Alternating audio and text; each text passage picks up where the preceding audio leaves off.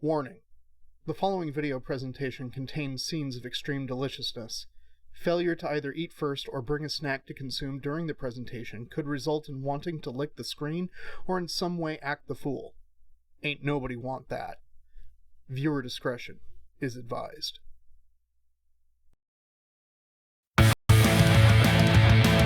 Hello, boys and ghouls. Decay's making a snack today. What's it gonna be? What's it gonna be? Decay's making a snack today. Shove it right into your mouth. Decay's making a snack today. What's it gonna be? Is he making it for me? Decay's making a snack today. It's time for tactical snacking with Decay.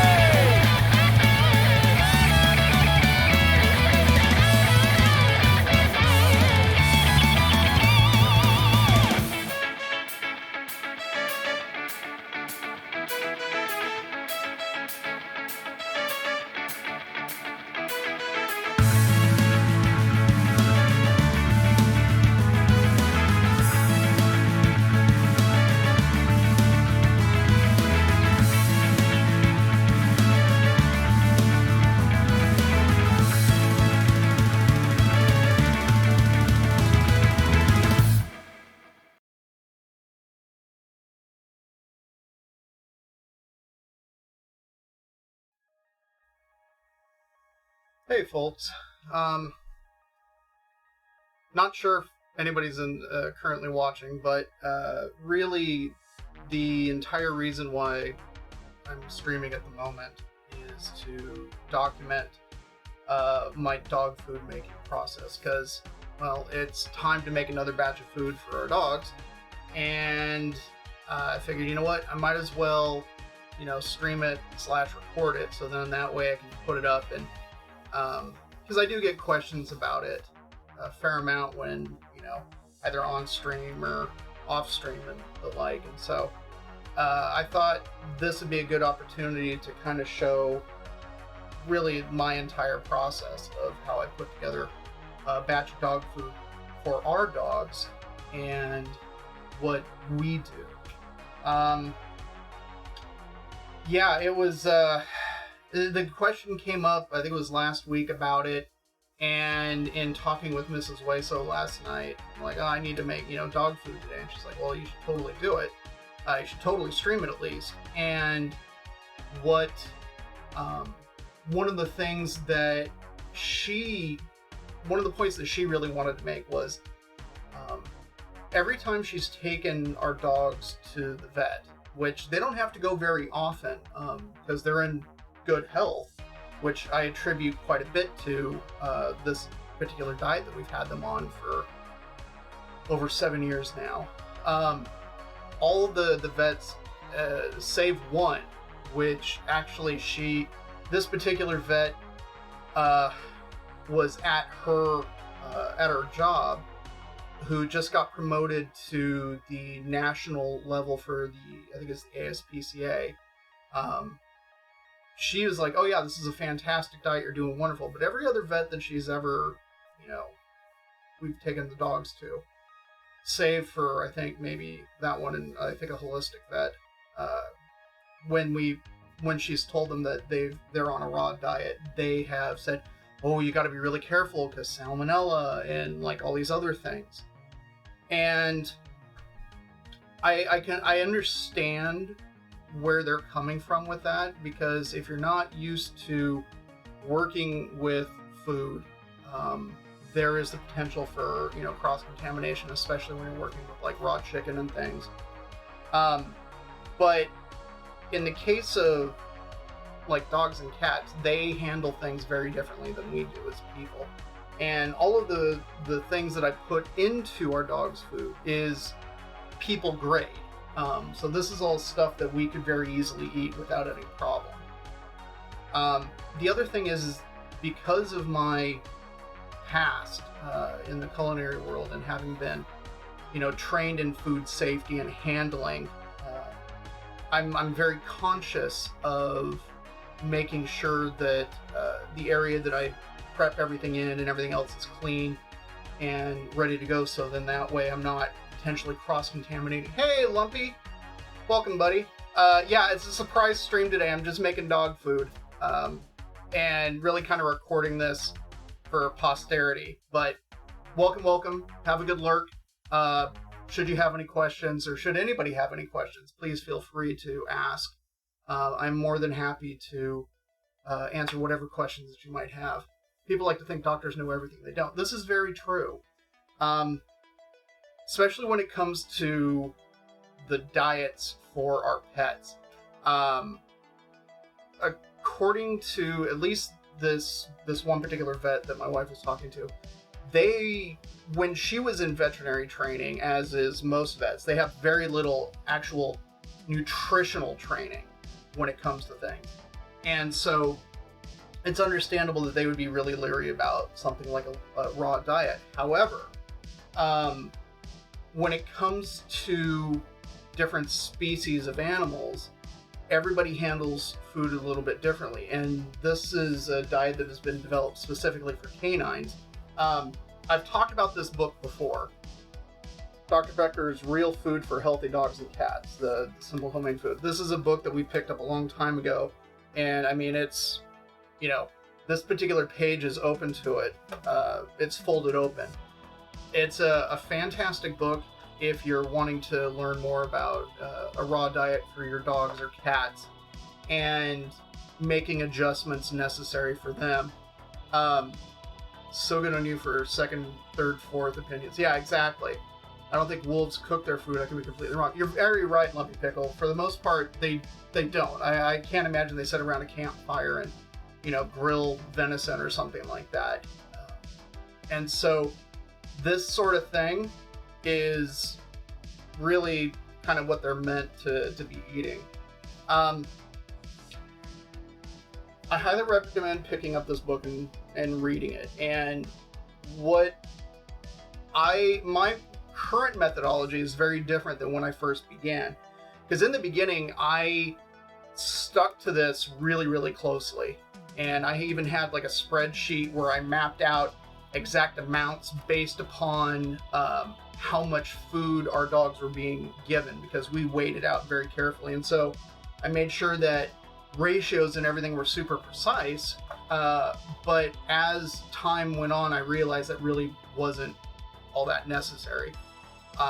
So at this point in time, I have, and what I've worked up to is a rough idea of, okay, I'm making, let's say, a beef-based batch. So I have, for me, what works is doing like 10 pounds of ground beef with then about 3 pounds of liver and about 3 pounds of beef heart. And then 4 vegetables and 2 fruits, roughly about a pound of each that go into it. And then I mix in things like chicken eggs as well as sardines, mackerel, and clams for omegas and such, which is something that she talks about in here. In the book, the way that it's intended is that you have a couple of base recipes. So like say you have like a beef-based one with 2 vegetables and a fruit. Then you have like say a chicken one, again with 2 different vegetables and a different fruit. And then you change it up throughout the week for your animals. And then throughout the week you like say supplement with an egg or some sardines or something like that. And so that's where the idea of adding the eggs and the sardines and everything to the batch of food came from, is so then that way I'm not sitting here, oh, it's Tuesday morning, I should give them an egg. It's like, no, it's already mixed in. So they're getting all that nutrition. It's just a slightly different schedule. And so for me, this is much more streamlined. I make it once, pack it away, freeze it, and then thaw it as needed throughout what's usually about 2 weeks for this particular kind of batch. The last batch of dog food that I made for our dogs was beef-based, and so today I'm doing a chicken-based batch of food, and I've got basically everything kind of prepped here and ready to go. But I wanted to start with sanitizing my counter, because that's usually my first step before I start anything, is I sanitize everything. and then I get set up and start making it. Oh, one other thing. In here, there's a section about vitamin supplements. And I'm not going to show the recipe on camera just because it is copyrighted material. I do highly recommend checking it out. And that is what is in this jar. I make, because we order the base supplements that are in here. So it's things like manganese, taurine, iron, and there's a few other things. But all those capsules I grind up in the dry craft for my Vitamix and have a big powder, and I figure out, based off of this recipe and math basically, how much of this needs to go into a single batch, and I write it on the top of the cap. And this one's a little faded, but it's 15 grams, and since I'm doing a double batch, I'll put 30 grams of this into the dog food, and I'll leave this out since I'm going to need it, even though I keep it up on the top shelf typically. So I can get this out of the way now. Okay. So let's swap that.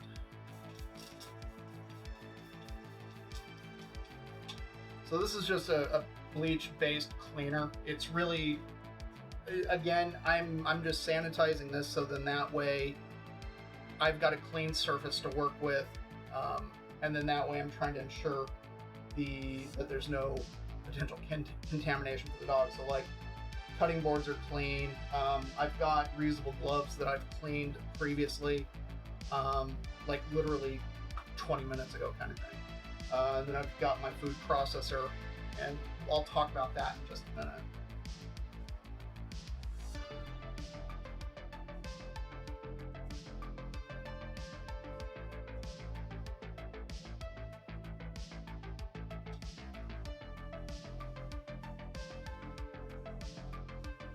And it's one of those things that, yes, this is a lot of work, but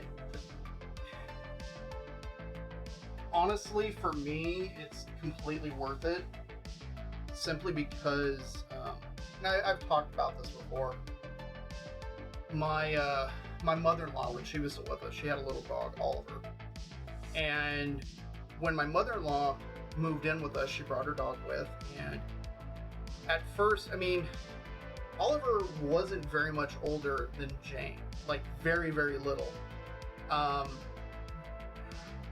So he must have been like 5, I think, at the time, but you'd swear he was a senior dog because he was kind of lethargic, he didn't really like eating, and it was just kind of odd.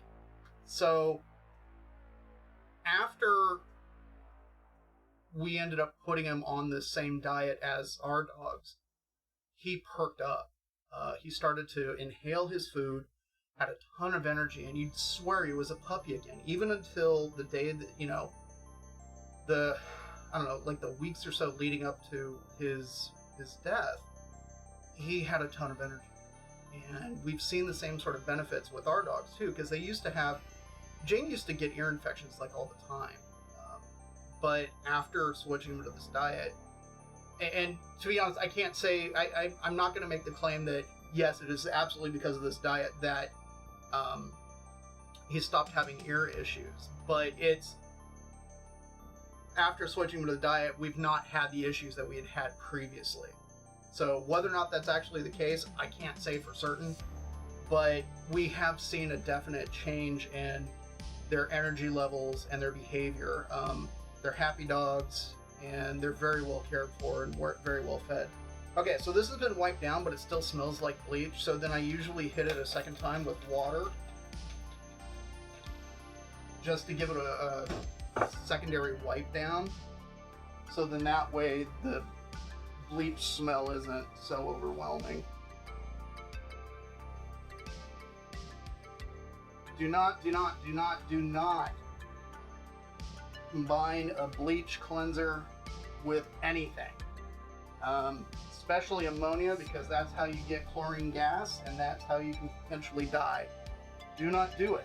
A friend of mine, unfortunately, at work, was told to clean a specific area with this bleach, and some other cleaner, and was under the impression that the supervisor knew what they were talking about.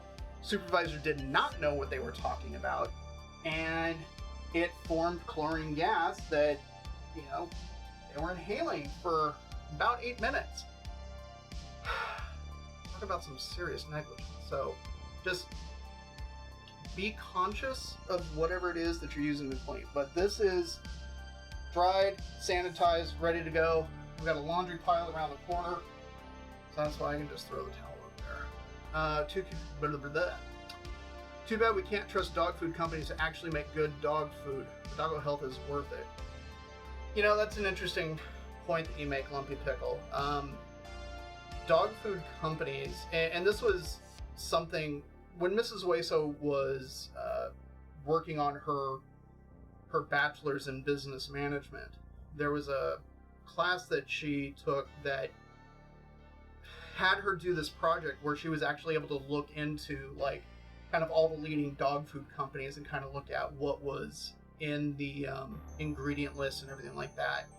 And what was interesting is how much filler a lot of these companies put into the dog food. Now, it's not going to kill your dog. And I completely understand if that is all you can do, then you're doing the best that you can. And so I'm not here to shame anybody or tell anybody that they're, you know, bad, you know, fur baby parents or anything like that. This is a decision that Mrs. Hueso and myself made for what we want to do for our dogs. Okay, so in no way, shape, or form am I trying to say that you have to do this. No, no, no. As long as you're not abusing your animals, we're good. However, if you're abusing your animals, then we're going to have words. So, I'm just saying. Isopropyl alcohol by itself work instead of bleach? That's a good question, Lumpy Pickle. I would say, if the idea is that you're trying to kill any potential bacteria, viruses, etc. that is on the counter, if you got because normally when you buy isopropyl alcohol at the store, most of the time it's like a 60 or 70% solution. However, if you look, you can find a 90-ish% solution, which is a much higher alcohol content. I would use that and then let it air dry, since bacteria and viruses don't do well in alcohol environments. It can be effective, but it's a slightly different strategy. So it's, yeah, you can use it to clean, but you gotta let it air dry. In my particular circumstance, this is what I got. So this is what I'm using. But now we're all cleaned, so we can kind of get to setting everything up. Alright. So because I've got some chicken that I'm going to be using for the bulk of this, I got my chicken board out. Now I am going to do something that may confuse some folk, but just hear me out. I'm going to use this cutting board for everything. I've got vegetation and stuff that I'm going to cut up on this board after cutting up chicken and everything else. And the reason for that is because it's all going into the same batch of dog food. Okay, so I'm not so concerned like, oh my gosh, you know, the chicken and the vegetables can't touch. Well, it's all going into the same batch of food. So yes, it can touch. But I'm trying to keep everything on the board, so then that way, you know, I'm going to end up having to clean the counter anyways after the fact, so it's not like it's that big of a deal. But that way I can try to keep everything localized. And food processor time. In the beginning, when I started making this dog food, I was actually using the Vitamix to make it, to try to kind of puree the food as finely as possible. but that sucked. It was not fun. And eventually we got a pretty big meat grinder. And I used that for the longest time, but it was heavy, it was a pain, and it sucked. So I thought to myself, hey, you know what? I got a food processor. Why don't I do that? And honestly, using the food processor sped up the production significantly. So nowadays, what used to be like a 2-hour process, if I'm just like putting my head down and going, and usually like I have my, a little bit of music on or something like that. And I mean, I know there's background music going right now, but I don't have any, so it doesn't mess up with the mic.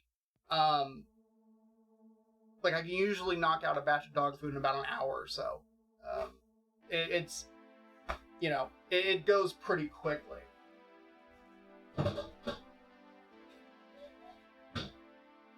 Okay. Giant mixing bowl here. Nice big mixing bowl that will fit this very large batch of dog food that then will get hand mixed and packed away. And I've got my containers back here all ready to go. So then that way I'm not having to fish around for things and we're good to go. Didn't mean you should be using one thing or another, just curious. Oh, no. I totally get what you're saying, Lumpy Pickle. It's a totally valid question. Because if you're...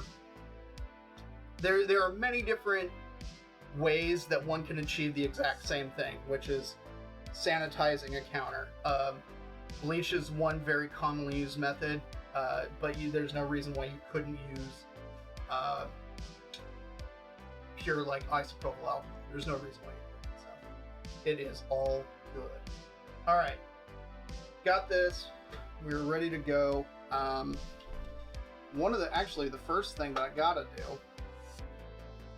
besides glove up here, because once I get these gloves on, I'm just trying to make sure that there's nothing else that I have to do. Like I don't have to touch anything. I don't have to do anything else. Because it's something that one of my chef instructors said was that gloves tend to give people a false sense of security, because when you put gloves on, you think, oh, I'm being safe, like especially working as a food handler or something like that. Problem is most people aren't 100% conscious of everything that they touch. So honestly, like if you are like say making dinner or something like that, just try this as an exercise. Pay attention to everything that you touch over the course of making dinner or something like that. You'll be surprised at like, oh, I'm touching this, I'm touching this, I'm touching this, right? So I've got these gloves on that have been sanitizing, good to go. I know for a fact I'm going to be touching like vegetation, cans, I'm going to be touching, a number of things. And I'm probably going to go rinse off the gloves a couple of times in order to kind of move things around. But I'm most likely going to be in this particular camera shot for the entire thing. So I'm not touching computer and everything else. Hey, Ladintha, what's going on? Holy water is good sanitizer, but for other contaminants. You're very correct. For this particular circumstance, I'm not entirely certain holy water would necessarily... I don't know if it's got the right punch, I should say. So, alright. I have here a pack of chicken thighs, which I have done many, many times.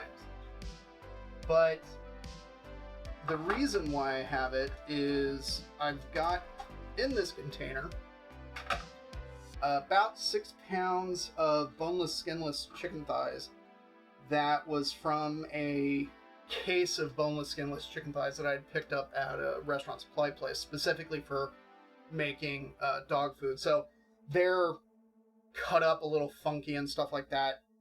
But I need 10 pounds, and so I need another 4 pounds of thighs. So I've got this pack here, so I'm going to kind of debone, deskin, and add it to the container until we hit that particular weight. then the rest of the thighs will be something that I will turn into yummy num-nums for Mrs. Waisel and myself. Bacteria on your counter, bleach, vampires in your basement, holy water. Holy water spray. Actually, you know what? Instead of just straight up holy water, I would actually recommend blessing your water lines. If you bless the water lines, then the water going through it becomes holy water, and then if you have a sprinkler system down there, see? Modern problems require modern solutions. Alright. And of course, now that I've done that, I'm like, oh, I'm gonna go into the drawer. What you didn't see is when I went to open the drawer, I used my pinky, because I haven't touched anything with it yet. And at this point, like, it's kind of second nature for me, thinking about, like, things that I'm touching, and how I interact with, like, door handles and things like that if I'm doing something like this. Just so then,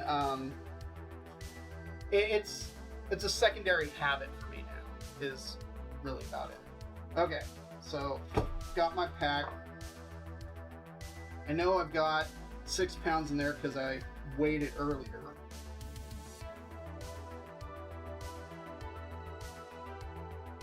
And honestly, I'm not going to trim the fat off of those, because you actually want to make sure that your animals get a little bit of fat. They need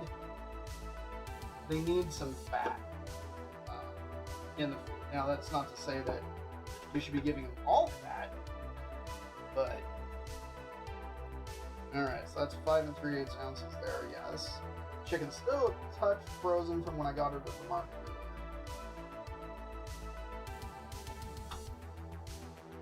But of course, we save the skins and we save the bones. Bones go in stock, skin goes into, well, either my tummy or art fibers.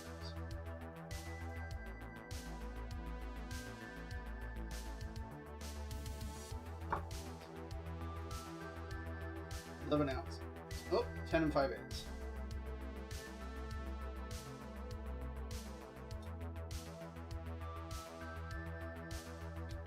Check out the big brain.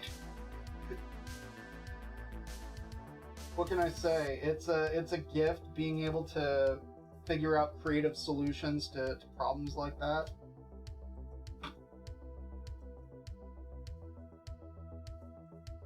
I credit my years of playing Dungeons and Dragons, honestly, because it was always, you know, the Dungeon Master's always trying to kill you. So it's like, all right, well, I got to figure out creative solutions to the puzzles and the issues that that they're putting before you. I love the story. I don't know, it's popped up on Facebook for me a few times, and a couple of the, like, D&D meme groups and stuff that I'm in, where a guy, or a dad I should say, was running a campaign for, I think it was like his daughter or something like that, and the issue was that the town was being terrorized by a band of wolves or something like that. And so their party was contracted to take care of the problem. Well, normally, you know, you think, oh, okay, well, you go, you'll find, you'll kill the wolves, collect the reward, and call it good. It's pretty, you know, standard sort of, you know, kind of a standard play on things.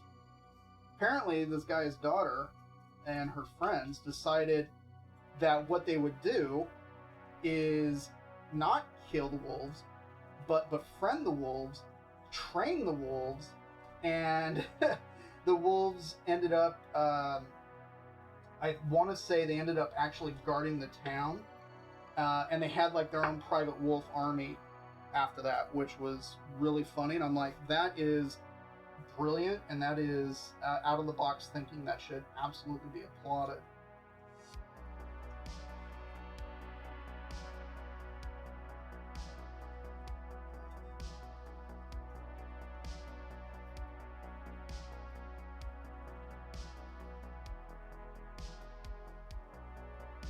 I'm not super concerned about kind of the yield on this. Alright, so that's 2 pounds there. I have to get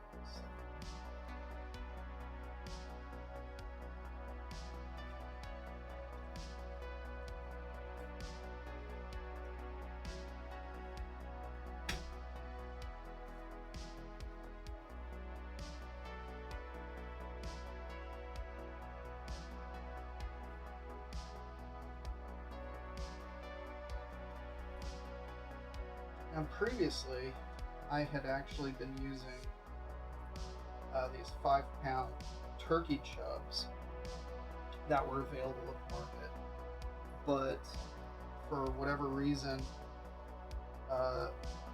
market decided to stop carrying them.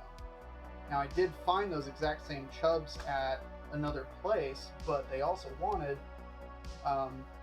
almost 1.5 times what the market I was getting at was charging for them.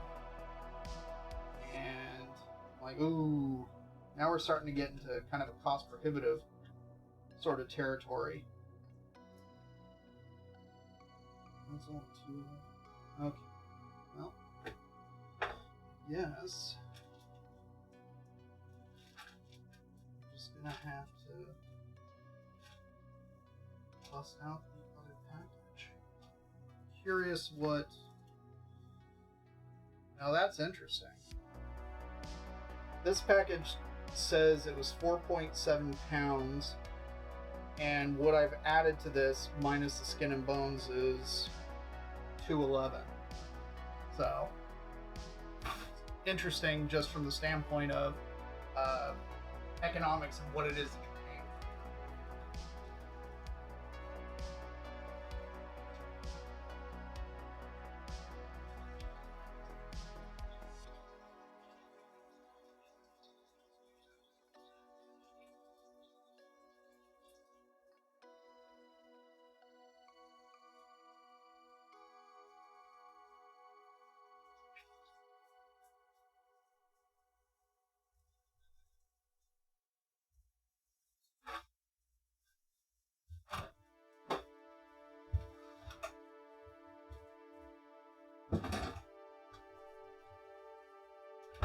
I don't know if it was on camera, but so I went and washed the gloves just so, because I knew I was going into the fridge and I didn't feel like having to, wash the handles on the fridge later.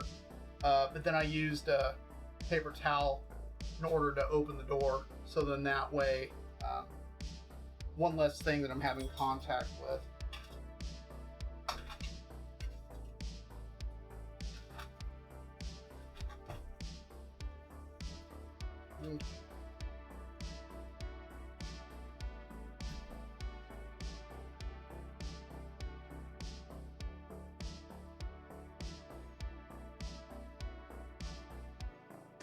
The only problem when you're working with still slightly frozen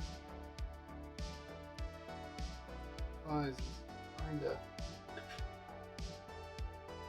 remove everything and be a bit of a pain. But it is what it is.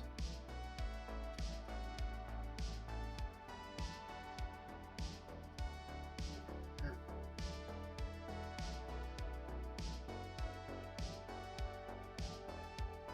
Oh, hi, puppy.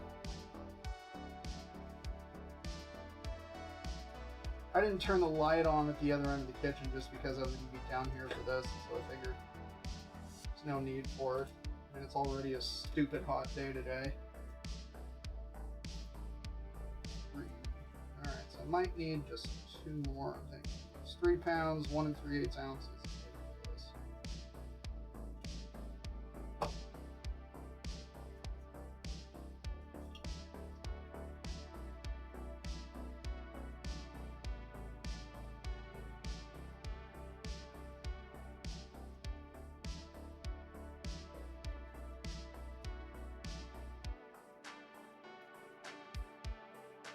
7. This one should do it. Or at least really close. And if it's a touch under 10, I'm actually going to be okay with it, because I know for a fact on the hearts, gizzards, and livers that I got, that there's a little bit more in there. I will say the one big thing that's happened since I've been doing this for so long is once I stopped worrying about, it's 313, so I'm not too worried that it's a couple of ounces under the 10. It'll be fine. But I stopped being super concerned with the making sure I had precise amounts for things, and I just kind of ish it in terms of the weights nowadays, that it will be just fine if there's a little more or a little less of any one particular thing. It's not the end of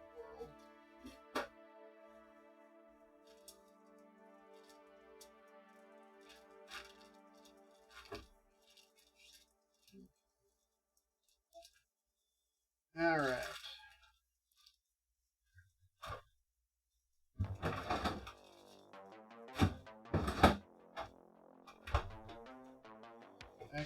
Garbage. This I'm putting off to the side. I'll deal with it a little later. Chicken here.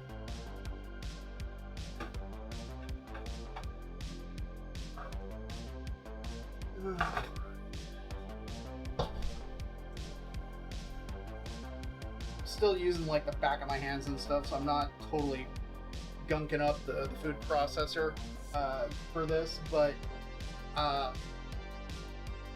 like after the fact I will give it like a full-on wipe down, so then that way it when I go use this for people food later, that there's no real concern. My dishwasher is empty, so as soon as I'm done, like all this stuff gets rinsed and just goes straight into the dishwasher, so there's no real concern.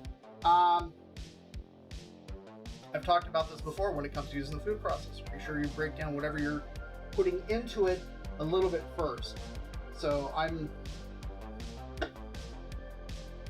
just cutting some stuff up and throwing it in there, so it breaks down a little bit easier.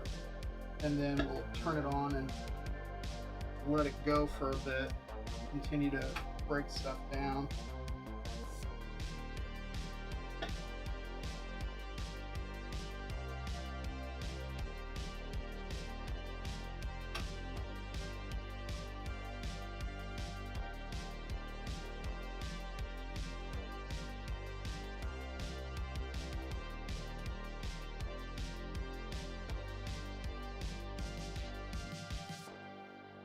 Thankfully, I mean, like I said earlier, this basic idea is can be used for, dogs and cats. And then if you have small dogs or, cats that don't eat anywhere near as much as my dogs do because they're larger, you can very easily make small amounts. You just scale it up and down depending on how much you're feeding them. Now that is one thing though, is you have to know how much you're feeding your dogs.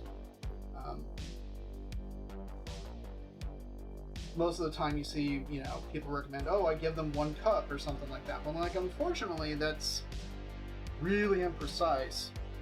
Yes, I know that chicken was on the counter, but you were here earlier. That counter is clean. That's why we started weighing out our dog's food, so we know precisely how much is going into it, regardless of volume. Hey, Carrie! Welcome. Yeah, we're just making food for the doggos right now. And it's gonna get loud in a moment. Or not.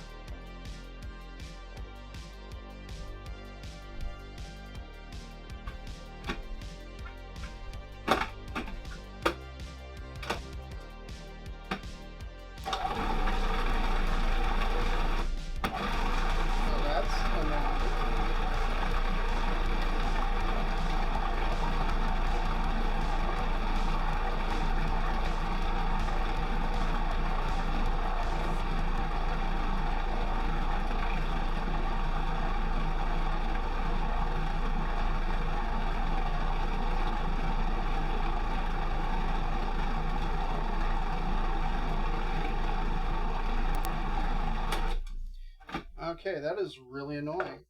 So, for those that may not know, the work bowl of my food processor developed a crack. This was a few weeks ago when we were grating cheese for, was it lasagna? I think it was lasagna that we were making it. And ordered a new work bowl. New work bowl came, and initially I was like, oh, okay, this is, yeah, this is great, fantastic. But then after closer inspection, I noticed a couple of things. The original one had tabs on both sides to keep the lid kind of locked down better, because there's a safety feature in here where if the back isn't completely locked in, it won't run, which, hey, safety features are good. However, it would appear that this particular work bowl was not, in fact, a genuine Cuisinart product, despite what Amazon would lead me to believe. So I'm going to need to go and leave an very unhappy review. Oh, Avocado Cream KitchenAid's here. Yes, I'm streaming on a Monday. So, yeah, it's a little upsetting. And the fact that it wouldn't start right then was just like, what is going on? And sure enough, once I pushed down on the lid, everything was fine. So that's kind of annoying. Come on. There.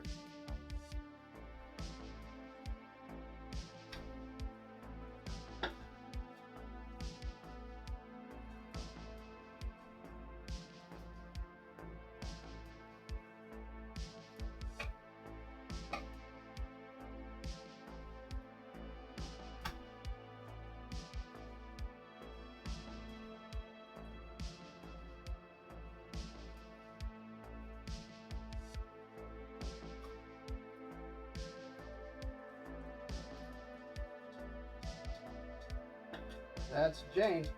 I know the sound of his claws on the floor.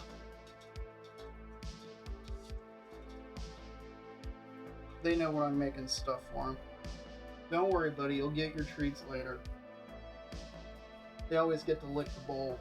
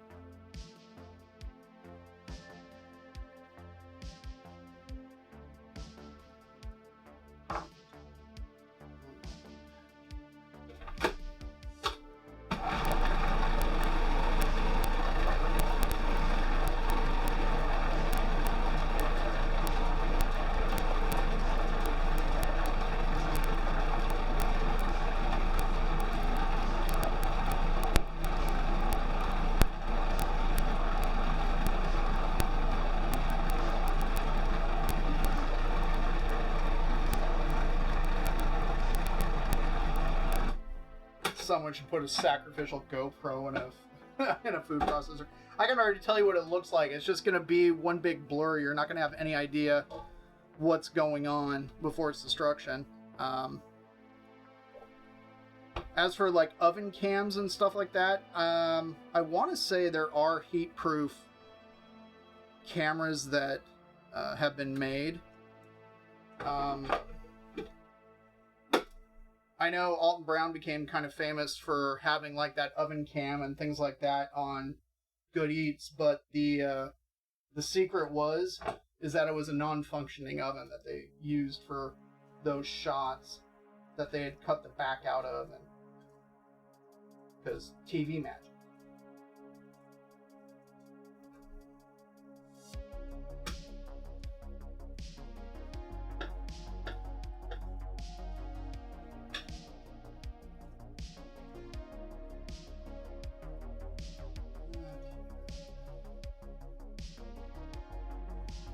This is normally the slowest portion of doing this. because chopping up the vegetation and getting in there usually goes a lot quicker.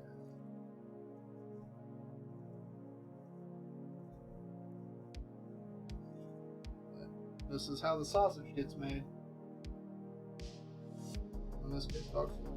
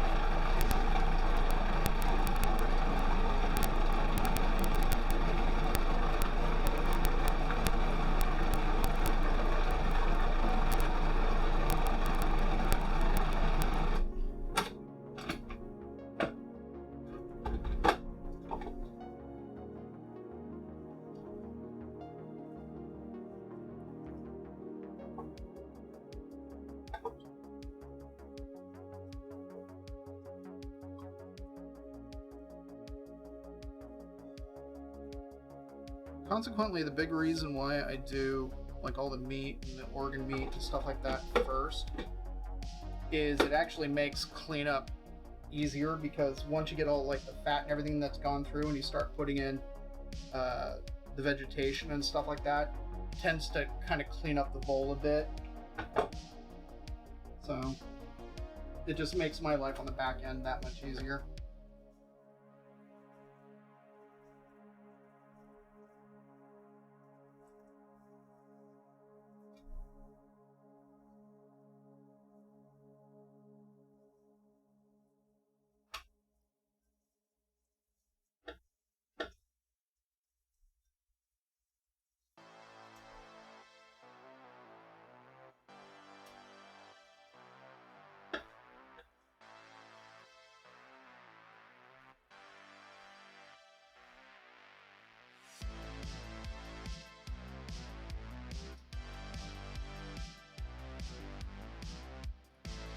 Last that case of the skinless thighs that I picked up. It's time to go get a new case of chicken. Since buying it by the case was actually cheaper on a per pound basis, so. And it's already de-skinned and deboned. And I don't need any of the the fancy stuff, the really nicely cleaned hand done ones. Since this is what I'm doing with them.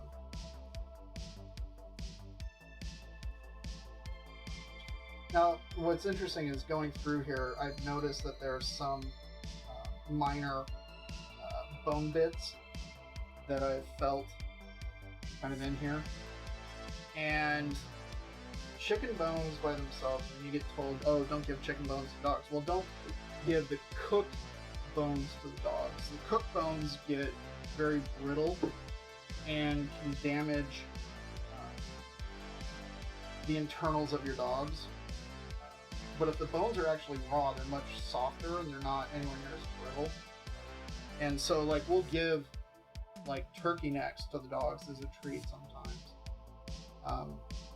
And those bones are just fine because they can crunch them up and won't hurt their insides.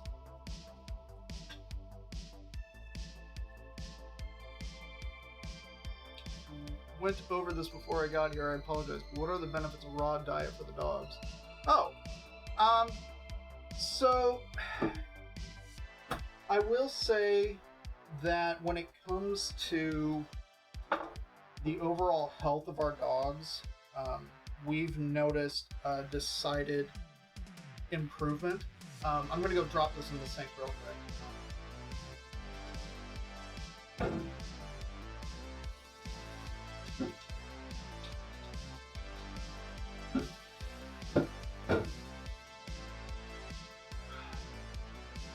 So, if you think about it, dogs naturally they don't naturally eat kibble.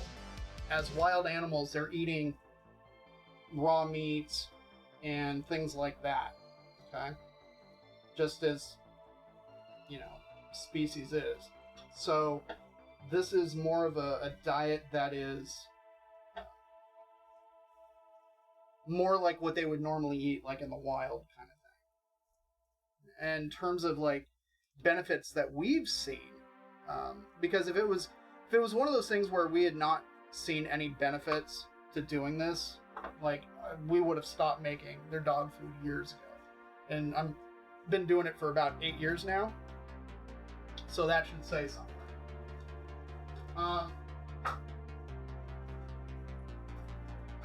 The biggest change that we've seen is that they have more energy and less health issues.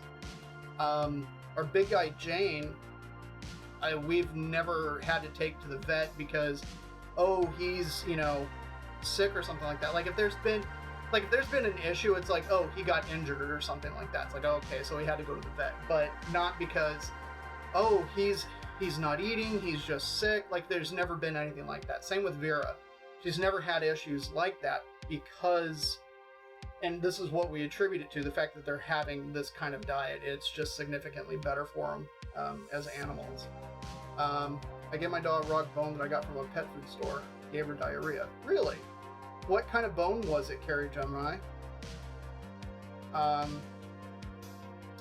On paper, a bone should be fine, but maybe your dog's tum just doesn't like it. Yeah, this is true. To be honest, and everybody's animals are different because some dogs and cats have allergies to specific things, and so, however, you approach making their food, if you decide to do so, you got to take that into consideration. Like what, and this is something that I did a lot in the beginning. Is I was keeping track of the fruits and the vegetables that I was using in every batch, and I would watch the way that they ate to see like, they're eating this, everything is fine, or they're not a big fan of this, and then try to narrow down like if there were ingredients that they didn't particularly care for. Jane is just like, feed me. He doesn't care. Vera will sometimes shy away from like the chicken batches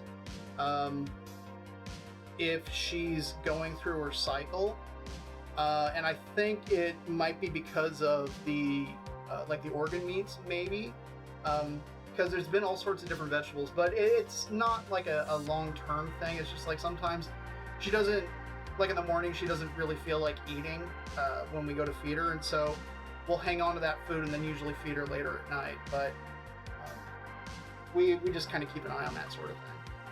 So, she's a beagle. She'll eat anything that's both consumable and non-consumable. She loves hair ties for an unknown reason. That's actually kind of funny.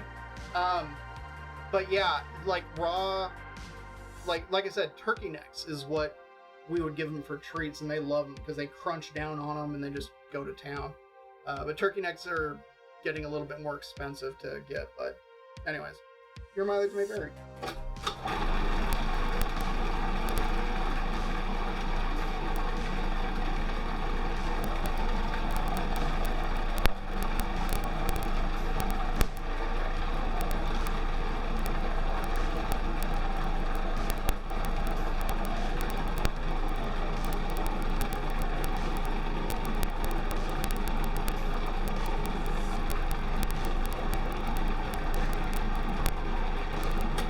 Did y'all see that flash of light? wasn't sure if that was the light that's back there. It's currently off that flashed, or if it was the one above me. But it's the second time this has happened. I'm curious if anybody else saw a light flash behind me, or maybe I'm stroking out. I don't know.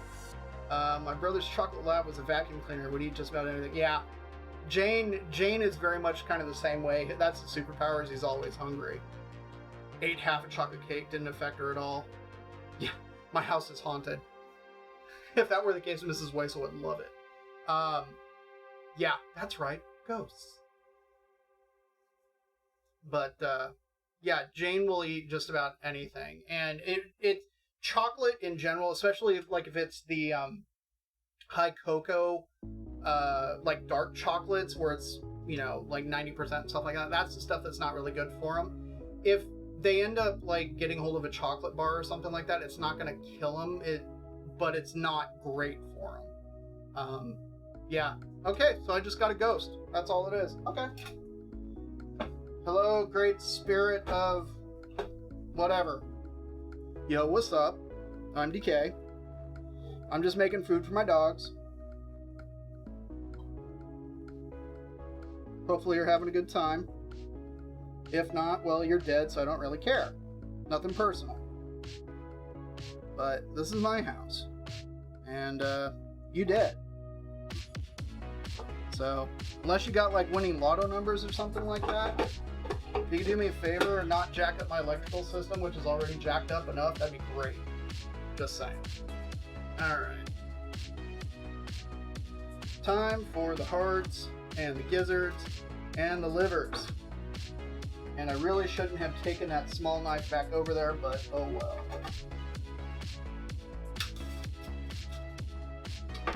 Since I'm going to be chopping up veg for the rest of this.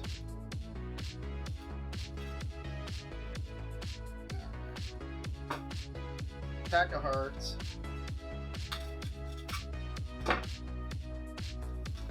Pack of gizzards.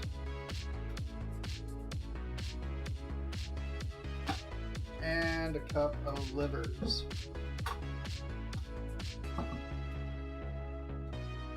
And we're going to do that twice. Come on.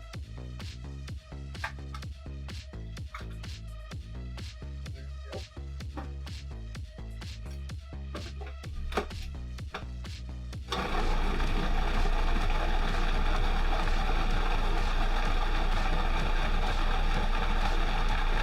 Don't say that.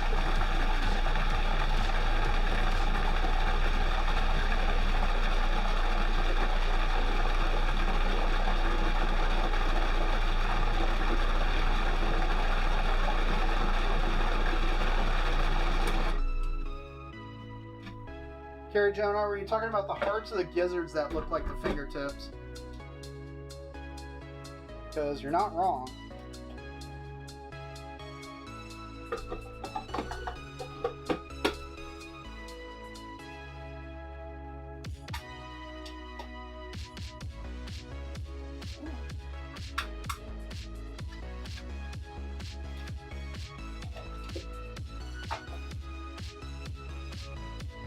All the guts and everything I actually purchased, I think it was Saturday, and they were all frozen, so they've just been in the fridge thawing for the course of a couple of days, so they are good and safe.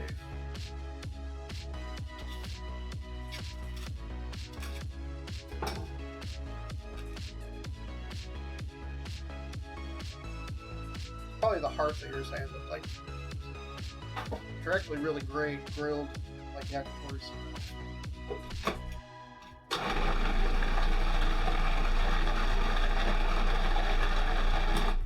Actually, since we got something nice and liquidy spinning around, now would be a great time to measure out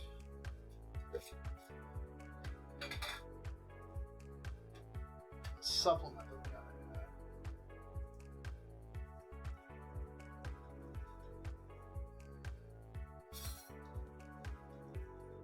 I need 30 grams of this.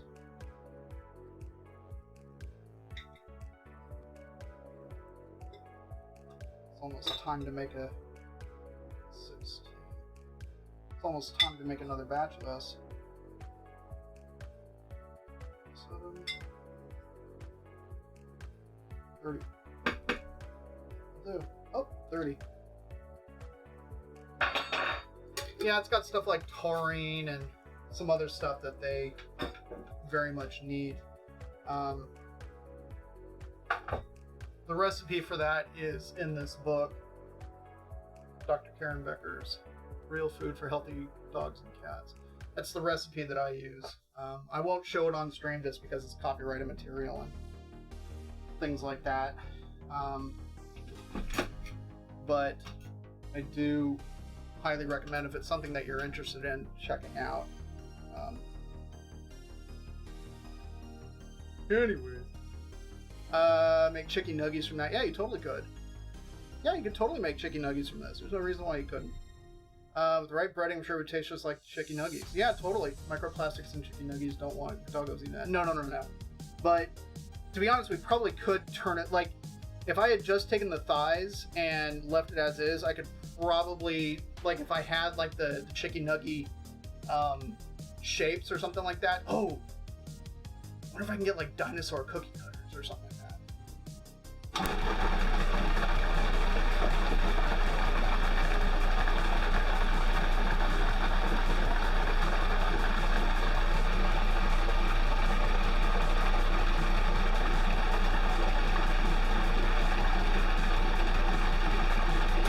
Actually, if one of y'all would be so kind as to pop onto the Discord in the food suggestion section and just put down homemade chicken nugs, that'd be awesome.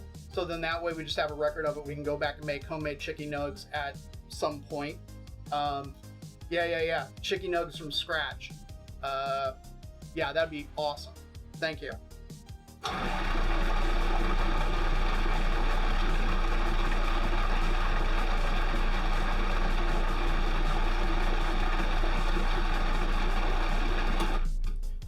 Okay. That's nice and processed. Okay.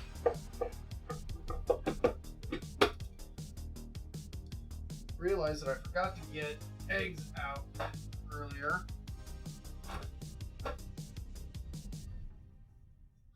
Because I will be adding some as we go. Alright, let's see, what should we put in first? I have here a sweet potato that I roasted up earlier today. And just pinching off the ends. But I scrubbed the skin, and sweet potatoes is fantastic for fiber. If you can find the cans of pure pumpkin puree, that honestly is great in a pinch. But I'll roast up like acorn squash, kabocha, butternut squash. But yeah, like sweet potatoes are fantastic. It's really, really good. Just for the digestion and stuff like that.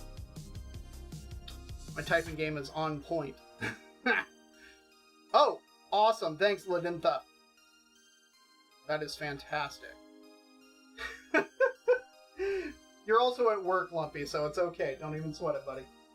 Let's see. I've got celery here. All of this stuff I've already kind of prepped and washed just to make life a little bit easier. But yeah, so celery. Actually, I don't know if it's visible. I don't want to touch my thingy because I don't want to change the camera with dirty hands. On the fridge, I have written up here. So for the fruits, I've got strawberries and bananas. Which, by the way, like frozen fruits, like from the freezer section and stuff like that, as long as it's a fruit that your animal can have, fantastic, really easy. But I usually opt for kind of like what's fresh and in season. It's just something I do. But then for the other vegetation, we got the sweet potatoes, celery. I got some Napa cabbage, and I got some zucchini that'll go in. And that'll just all get pureed and then mixed in. And we also have Team Omega, which now would actually be a good time to kind of add some of these. And I've got sardines and water, which I talked about at the beginning how in the book that I showed, the healthy eating for your dogs and cats, in an ideal world, what you're doing is you have usually 2 different protein-based meals for the animals in a given week. Oh, right on. Welcome to the Discord, Carrie Gemini. And so, like, you're alternating between, like, say, you know, beef and a chicken batch throughout the week. And then at various points, you, like, say, give them an egg or give them some sardines, you know, and just kind of, like, intersperse it throughout the week. So you're kind of changing it up for them. I condensed everything into, like, just adding it all to the batch. So then that way they're getting a little bit of it with every meal. So I'm not having to be like, oh, it's Tuesday morning, I need to give them an egg, or it's Thursday night, okay, they get some sardines, or, you know, whatever. So then that way they, this way they're getting it all at the same time. It's just easier for me. Yeah, we will add those after this. So let's...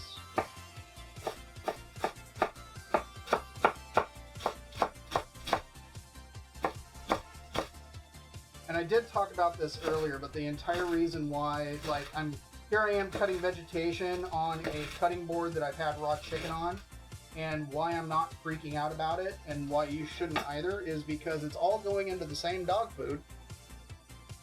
So there's no reason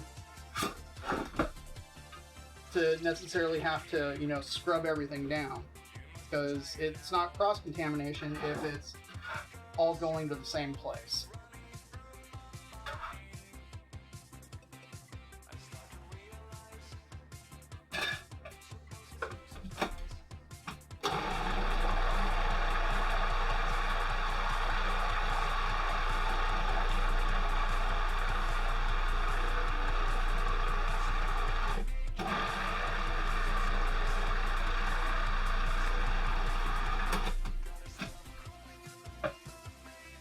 Like this is a good time to add a couple of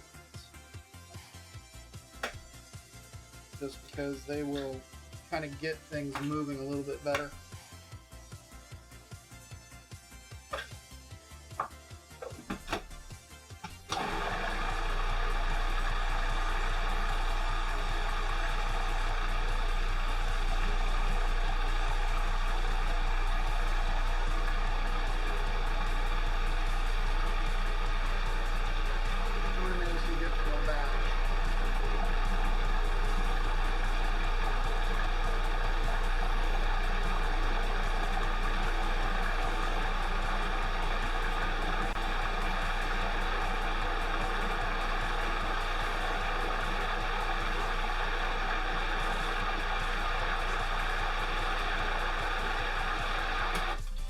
So to answer your question, Lumpy Pickle, about how many meals I get per batch, so what I'm making would be considered like kind of a double batch, I guess.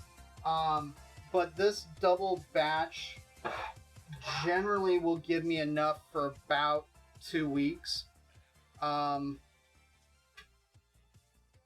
it varies a little bit, only because, like I said, I'm not like hypercritical about, okay, I'm putting in this exact amount of ingredient X and this exact amount of ingredient Y. It's a little bit more ish, and so because of that, the final volume tends to be a little ish also. But it's about 2 weeks worth, usually. Is this going to be cooked at all or just portioned up raw? Straight up raw, Carrie Gemini. Straight up raw. Because there's no need to cook it for dogs. Generally, I mean, they are genetically predispositioned to eat raw stuff anyways, because they can't cook for themselves. And I'm not trying to be like flippant or, you know, anything like that, but that's just how it is as a species. I mean, the only reason why like your canned dog foods and stuff like that are cooked is because people end up eating them, and so they have to do that from a liability standpoint. So yeah, if my dogs could cook, you know, that would actually be, you know, kind of amazing. I could probably capitalize on that. Let's throw in some plants. There we go. Like, I know I got at the can opener earlier. And I'm totally throwing the juice and everything in there too.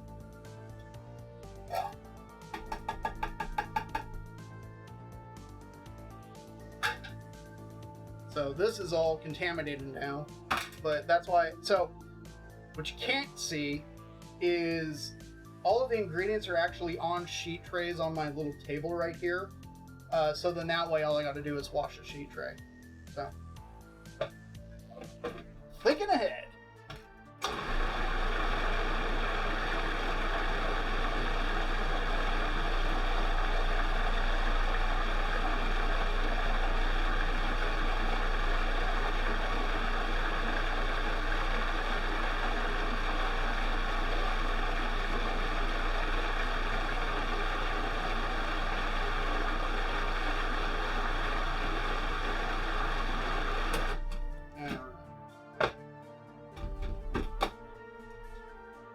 I like to try to process it to be as fine as possible, so then that way the dogs have a much easier time digesting it.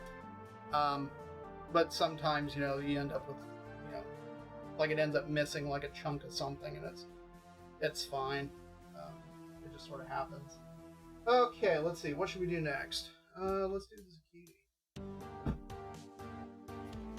And because I happen to have it, a little bit of leftover Mexican gray squash. We will add that to the mix.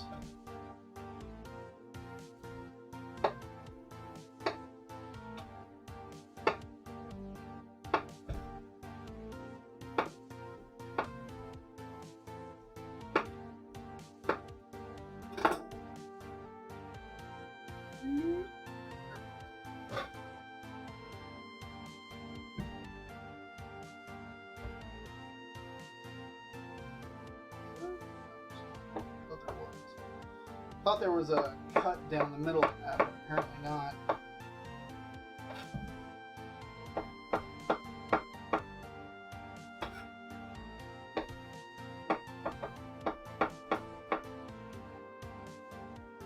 Yeah, when I used to use the big meat grinder for doing this, like really the food should have been run through like twice or something like that, but oh man, doing that sucks.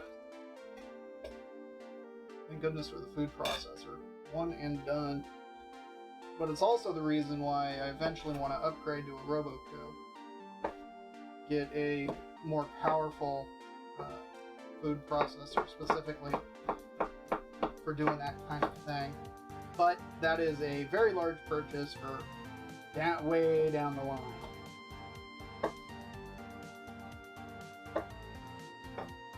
I did look into it because Mrs. Wesa was wondering like how much a RoboCo would be, and they come in a whole bunch of different configurations and stuff like that. But the one that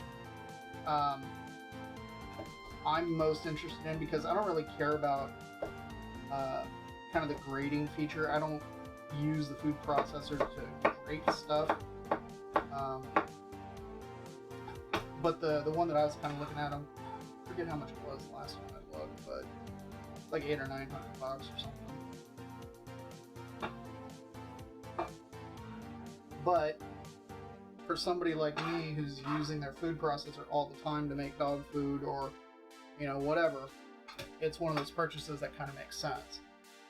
You know, it's like if I were a guitarist or something like that, it's like, okay, yeah, in the beginning, you know, maybe end up with a Fender Squier, you know, something that's not terribly expensive. But as time goes on, it's like, okay, this is something that I'm really into and I need a better instrument. It's like, okay, then you drop however much on a higher quality instrument that's going to produce a better sound, be a much better playing experience, etc., etc. Same sort of thing. Fair points. Absolutely, Carrie. Zucchini and squash are some of the veggies I don't care for that much. You know, by themselves, I can't say I very much care for zucchini. It doesn't taste like anything to me, and I don't particularly care for it. However, if it's in a roasted vegetable mix, I like it just fine. But that's just, me. Must be super cheap because every time I get mixed veggies at restaurants, it's mostly zucchini. Yeah, so zucchini, generally speaking, tends to be pretty cheap. Like, when I purchased these, they were 88 cents a pound. Mexican gray was 98 cents a pound. Yellow squash was also about 98. But if I'm making a mixed veg medley or something like that, like, I will... Like, I like using a yellow squash and a Mexican gray. Zucchinis tend to have a higher percentage of kind of that seed section, which I don't care for. But I'll put some of that in there, and then I'll put in like multicolored bell peppers. Just stuff for additional color, because, you know, as long as it looks good too. And then it tastes really good, because I hit it with some pixie dust. And, you know, woo!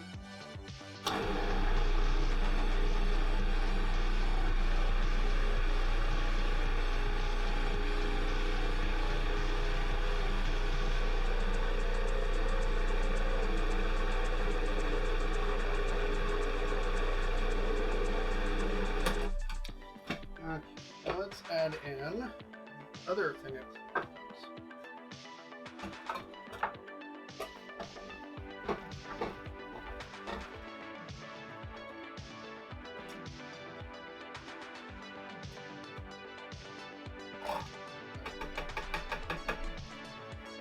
That liquid would be a big help.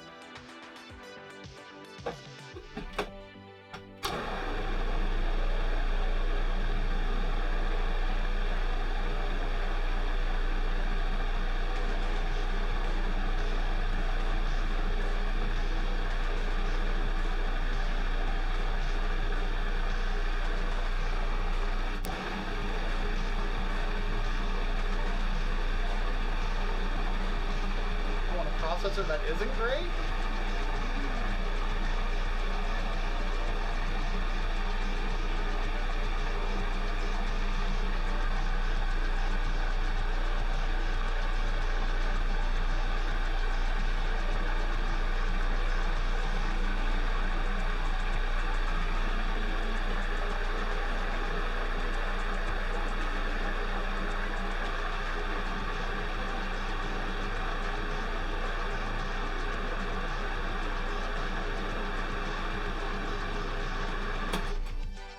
Took me a second to realize what you meant by that comment, Lumpy Pickle, about wanting a food processor that isn't great. Yeah, I don't need it to grate stuff. Words are fun. You got all these nice kitchen tools that look stupidly easy to use. That thing opened that can like it was nothing. My hand-powered can opener requires about 25 pounds of muscle per arm just used. Okay, so the reason why that one was really easy. See the length of that handle? See how long that is? I mean, that sucker's like 4 inches long. This is a can opener that's usually meant for opening like large number 10 cans. But that's why it chews through it really easily, is because longer levers, more force, basic physics. Your normal sort of hand ones just have like that little twisty dealy that you gotta sit here and, you know, wrench. And we have one of those. I don't use it because it sucks. I've got this long-handled one, and it just rips through cans like it's nothing. So, I think I paid, I don't know, it was maybe 10, 12 bucks on Amazon for it. Maybe. But I got it specifically for opening up, like, number 10 cans and stuff like that. And now I just use it for, you know, everything else. So, like, for instance, can of mackerel.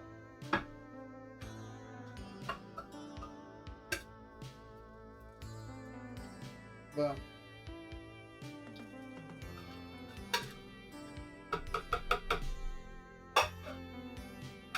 Easy peasy lemon squeezy.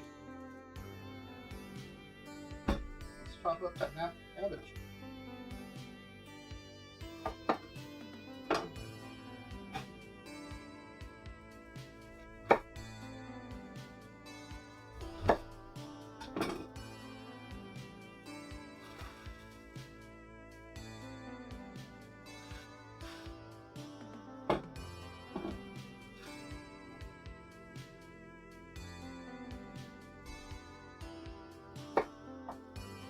cut it. I cut through the core and then ripped it just so I can cut out the core.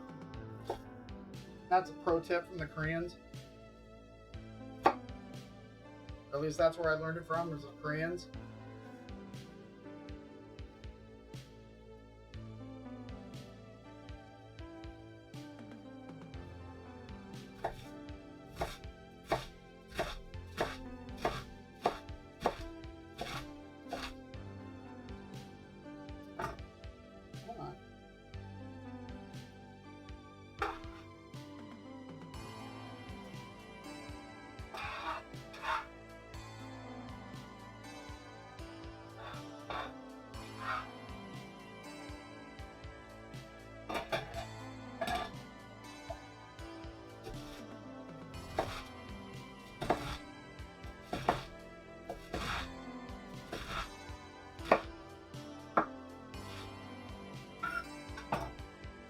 As much as I would like to get that food processor, I have more immediate purchases that I need to make. Like a wireless mic system that I want to get for this. So then that way you can hear me when I'm actually over at the stove doing stuff. Stepped away. What leafiness are we adding now? This is Napa cabbage. That's what we're currently adding. That's the Power Tool Company, isn't it? DeWalt needs to make a can opener and totally buy that. Yes. Carrie Gemini, that is the Power Tool Company. Yeah, DeWalt or Ryobi or Milwaukee or Makita, Festool. There's another one. I forget the name of it. It's not quite as big as kind of those mainstream ones. Yeah, like one of those would be cool. Yeah, it's Napa cabbage, absolutely. Seeing all this, it's occurring to me that Decay's dogs eat better than a lot of people. Yes, they actually do. Yeah, my dogs do eat fantastically well, but I also don't have kids. So, you know, think of it like this. This is, you know, quality of stuff that I'd be feeding my kids if I had any. So.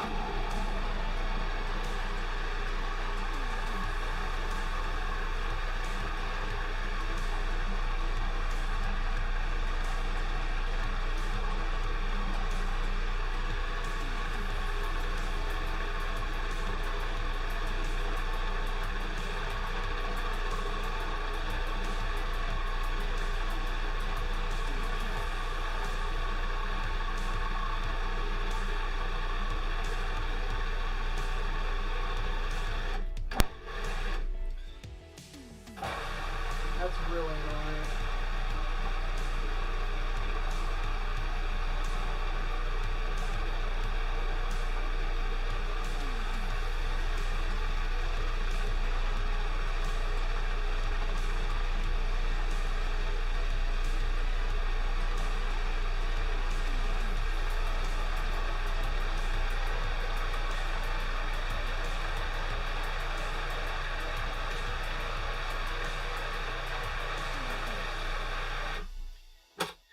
I really shouldn't be bypassing the safety features on this.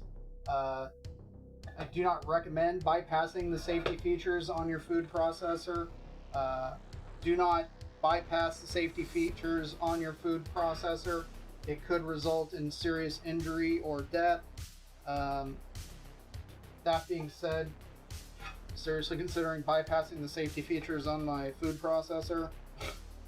Because the fact that that spring is as strong as it is, that it pops the lid off because this isn't, you know, the correct work bowl. It's really annoying that I have to stand there and actually hold it, because most of the time I can just put it on and then I can go back to cutting and prepping and doing things that I would much rather be doing. Just to speed things along, but here we are. So, do not bypass the safety features of your food processor, kids.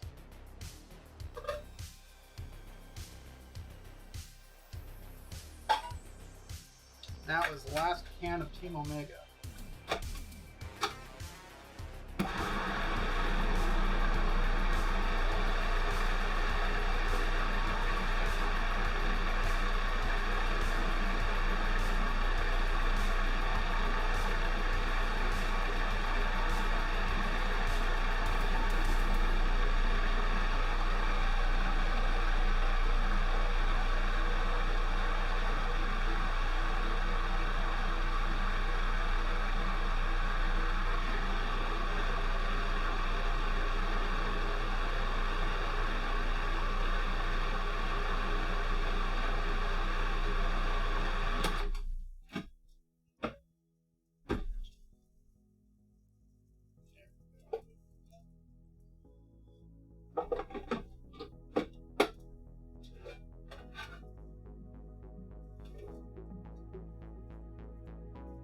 counters are clean. You guys wash them and clean them.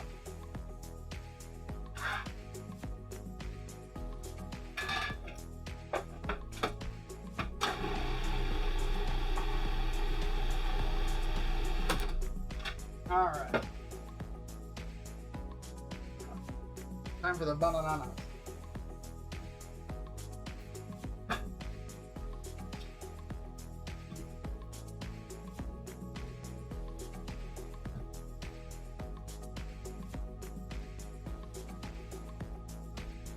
Probably asking yourself, why is he just like nicking the banana towards the tip like that?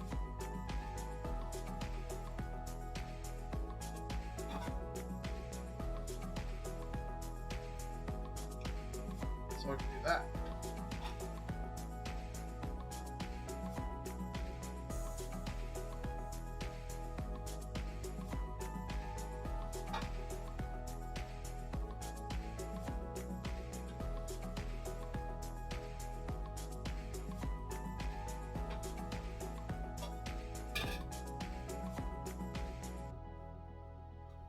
There's that. Easy peasy.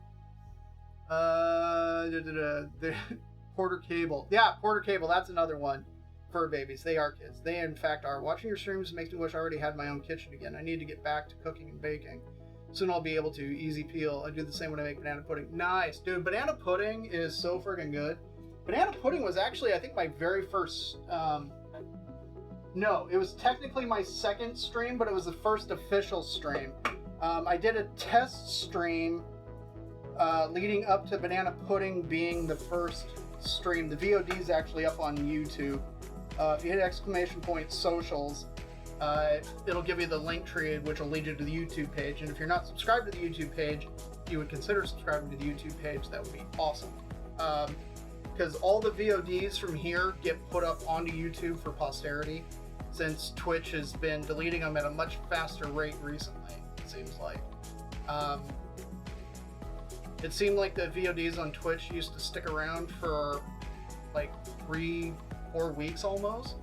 Now it seems like they're gone in under 2, which is kind of strange. But at any rate, all the VODs, previous streams are on there. So banana pudding from scratch is so good. Yes, it is.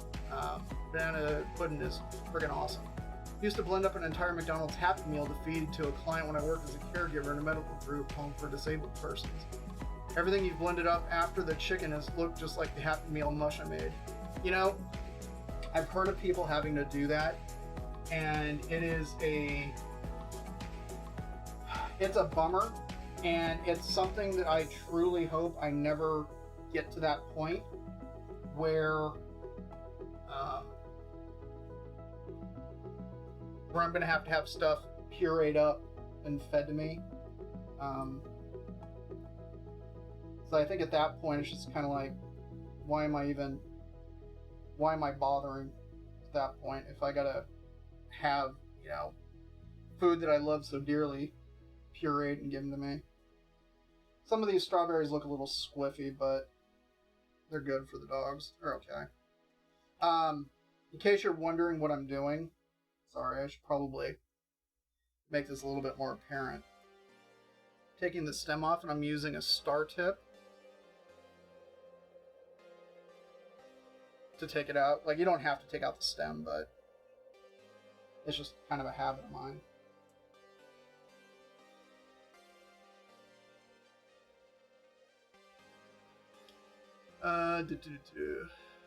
Happy Meal mush. Of course, I make everything from scratch. I have this aversion to using boxed anything. Then it doesn't taste the same. Yeah, you're right, it doesn't taste the same. Yeah, I try to make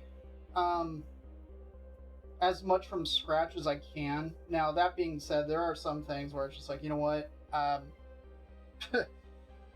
Some days I just do not have the energy for, you know, totally from scratch. But for the most part, you know, if I plan it out, then everything's fine. Unless, you know, for whatever reason,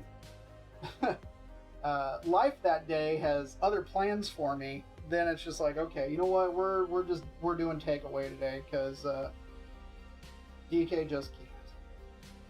Because it's been a day.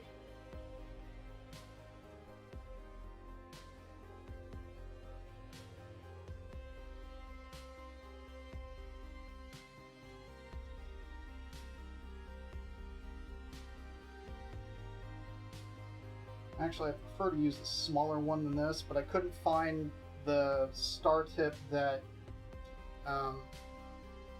I've had for like ever. This is a really big one. Like the one, I don't know what number this is. This is a Atco 868. But the one that I would usually use is about, I don't know, half this size, because this is a gargantuan one. But it's a little bit closer to what would be the actual stem size. Like I have a small one that's over here, but it's a little too small. What I really need to do is go to a baking supply place that carries a wide variety of tips and find the right size star tip and buy a few of them. So in that way I just have them.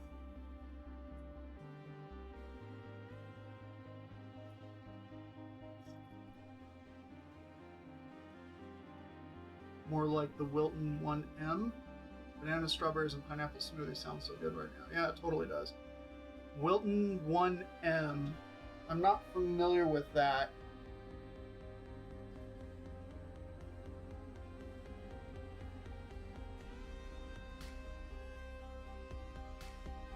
What is that? Oh, that one just came out completely. Sweet.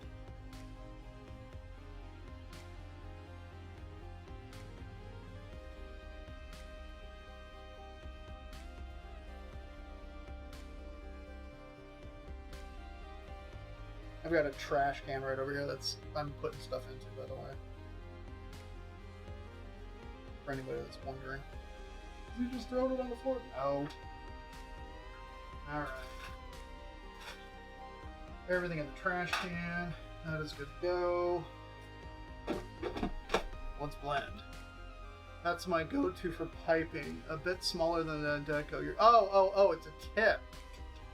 I'm not super familiar with baking tips, or a whole lot of baking stuff. I know enough to get myself into serious trouble. Like, what am I doing? So I'll have to look into that. I don't know. The Deco is what was available. Yeah, I'll have to actually drive down into Portland.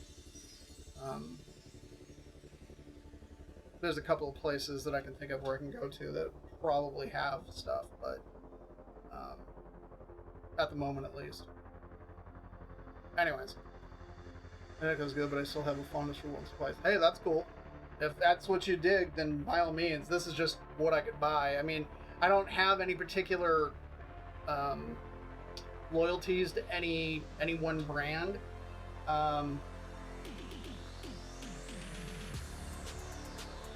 I do have a lot of Cuisinart stuff, I will say, and I think that's mostly because the stuff that I have of theirs it's a good quality to price point ratio.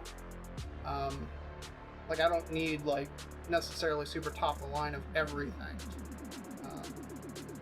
With certain pieces, it's like, okay, this is where I want to put my money because it's something I'm going to use and I want to last. Where it's like non-stick pans. Like I can't justify buying high-end non-stick pans. That's why I get just the restaurant stuff, which is usually really cheap. They were what I used when I had my baking business. Oh, right on. I didn't know you had a baking business. That's cool.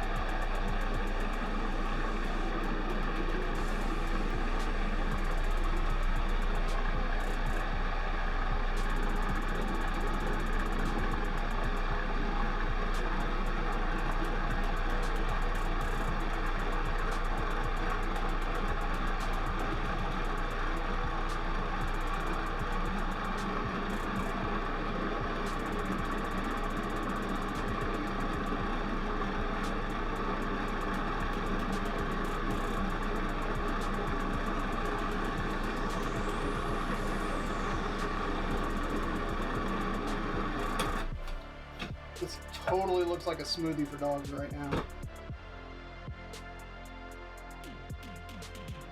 It smells like one too. It's like, I swear it was at Jamba Juice or something like that. Some smoothie shop in your area. Had all the attachments for it too. Made the best. What was this? What I really want to get again is a 6-quart KitchenAid. Man, I love that mixer. Had all the attachments. Made the best pasta. Was it? I'm trying to remember. It's 6-quart. That was the Pro. That's the Pro model, right? The one where you have like the handle to raise and lower the head, and it had the 2 arms that came out that you sat the bowl in. And then there's the Hobart equivalent, which is kind of the same thing, but definitely more heavy duty. And also costs, I want to say, like 3 times as much. I mean, I got my KitchenAid Classic, and other than the fact that it's got an electronic speed control instead of the mechanical speed control of the older versions, worked for me. Yeah, right on. Okay, I'm going to go give this stuff a rinse, and then we'll get to mixing and portioning and everything else.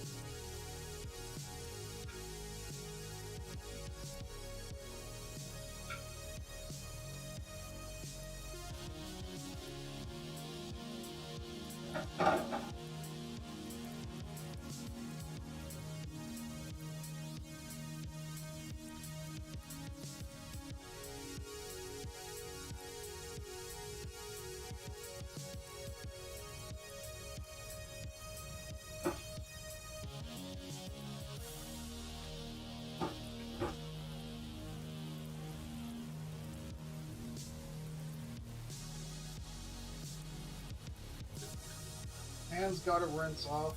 Take this away.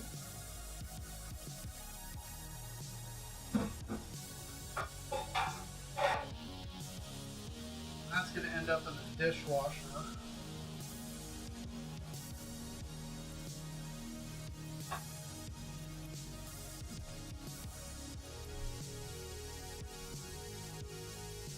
So, just out of curiosity, Lenintha, am I saying that right, Lenintha? What kind of baking business did you have? Did you do predominantly like breads, or did you do pastries? A little bit of both. Kind of curious what you did. I'm not going to put this away until I've had a chance to actually properly sand it. Did that off to the side.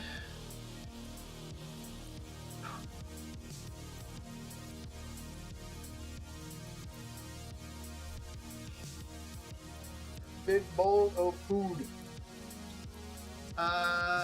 Yes, that's right. Custom cakes and cupcakes with some cookies for special events. Oh, that's cool. So it was pastry stuff, really.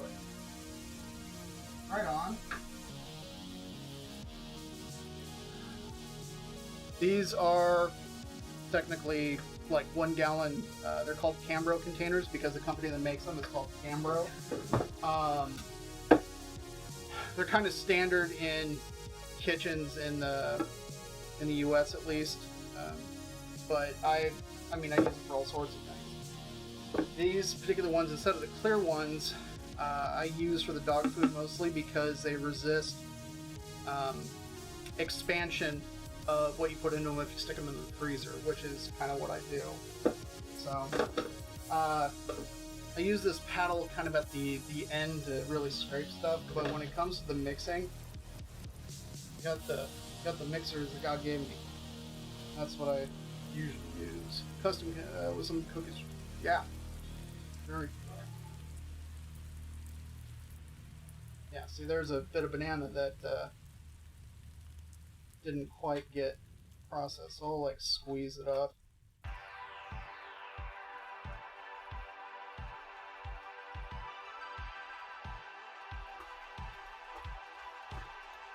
And this is why you always like, oh, okay, I'm making food and whatever. It's like, okay, I need a bowl that's this big. Just grab the next size up. Just trust me on that.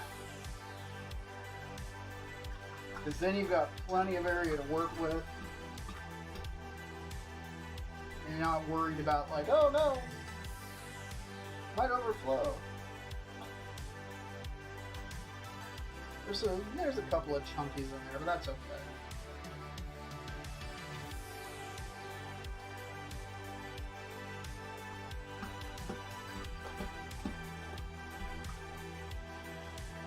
When I have my hands down there, I have it kind of open like a big claw, so then that way it really kind of agitates it. And we have a nice homogeneous mixture. Ta-da! Big batch of dog food. Alright. So,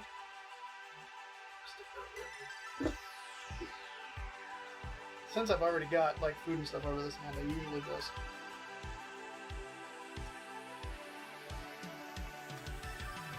and then like this container I'll actually fill closer to the top, and this will just go in the fridge here. So then the dogs will eat off of this for the next, couple of days. And then when it gets down kind of towards the 1 quart area, that's when I know I need to pull another one out of the freezer. So that's pretty full, but that is going to be the one that goes in the fridge. Ones that go in the freezer, however,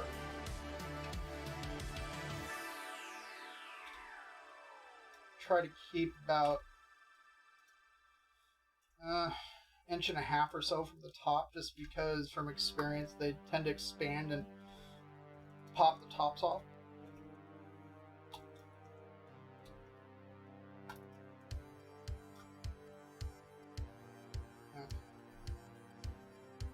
So it's about an inch and change. And I've got all the tops actually back there on the drain board. How many times a day do the doggos eat? Our dogs eat twice a day.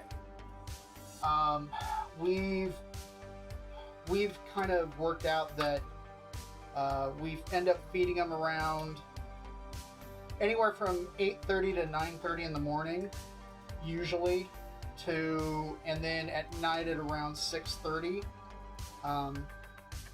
That's just kind of what their standard eating time is. However, if it gets delayed a little bit, it's not the end of the world. But they know that, they can sense, okay, we're getting, it's about dinner time. Because then they suddenly become way more attentive or around, and they're like, why are they hanging on me? Why are the dogs hanging? And then you look at the clock. Oh, that's why. It's because it's feeding time. Especially Jane. But Jane is not an overweight dog. He's a perfect weight. That was one of those things that we had to kind of figure out through trial and error. What a good amount to feed him would be, and the weight that he's, or at least the weight of food that he's been on most recent, or actually it's been a couple of years now. It's 300 grams per meal, and Vera gets 250. But when Vera had her last cycle, she wasn't eating very much for a while, and she dropped quite a bit of weight because she was so nauseous. And when her cycle finally ended, and we could tell because she was acting like herself again, which is usually very playful, jumps around, and it's a good time. We upped her food intake to like 350 until she got back up to kind of her normal weight. So, my dog has really soft, runnyish poops when I feed her canned food, but normal when I give her kibble. Did you have a similar experience when you started them on this kind of diet? How was their transitioning experience? That is a great question, Carrie. So when before we started doing this, our dogs were predominantly on kibble, and we would sometimes supplement it with like a raw hamburger or something like that. But it was a quality kibble that I picked up when I was working at Whole Foods, and it was a brand that they carry there. I don't remember what it is. But when we transitioned them to this, we did like a slow transition kind of over the week. So it was like we would have, like, say on Sunday it would be kibble, on Monday it'd be mostly kibble with a bit of the raw, and then work them up so at the end of the week they were on that raw food. And in the beginning, it varied, and that's something that we actually do. Sounds gross, but it's something that you do, is you kind of watch your dogs when they're out doing their business. You're like, okay, what's going on? Like, do we have a good consistency? Is it, really runny? If you're having issues with it being too runny, try adding pumpkin to the mix, because that fiber and stuff will kind of help firm things up a bit, and that's part of the reason why I have sweet potato in this particular batch. So then that way, it's a much better consistency. And sure enough, like earlier today when I was doing dishes and stuff, and looking out the window, and there's Jane in the backyard doing his thing, and perfect consistency. The other thing that's a definite bonus to being on this is it biodegrades amazing. If you notice, like, if your dogs are on kibble or stuff like that, like, they do not disappear. The poop is just there, and it doesn't disappear. It doesn't go away. Nothing. With the dogs being on this diet, especially like during the rainy season, it just disappears. Even when it's like summer and stuff like that, it's not around for very long. Like, it just completely disintegrates. It's one of the better byproducts of the whole thing. Gonna make spam musubi and Asian slaw for dinner. Nice. Musubi sound good. I am actually thawing some mushroom marinara sauce that I made back in October, and artichokes are on sale, so we'll have some of those. Gonna make some pasta for that mushroom marinara sauce, and I'm thinking I've got some chicken breasts. Part of me is kind of tempted to, I don't know what I'm going to do with them as of yet.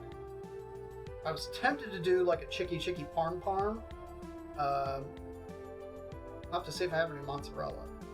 If not, I don't know. But that's kind of what I'm thinking I'm going to end up doing for dinner. I'm not going to stream that, but that's just kind of, I think, what's on the plan today. I need to get another container for the rest of this. I'm going to go get one of the short ones.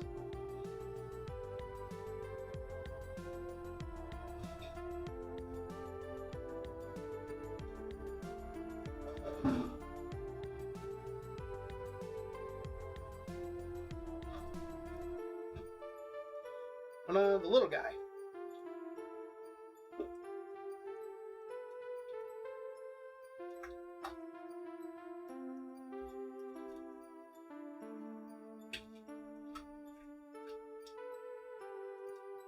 Okay.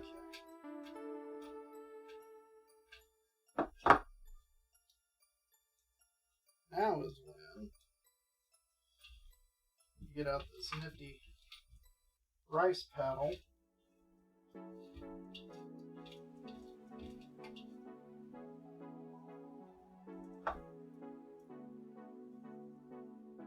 And it's not a ton, but it's probably a day's worth. And we'll leave the rest in there as tribute.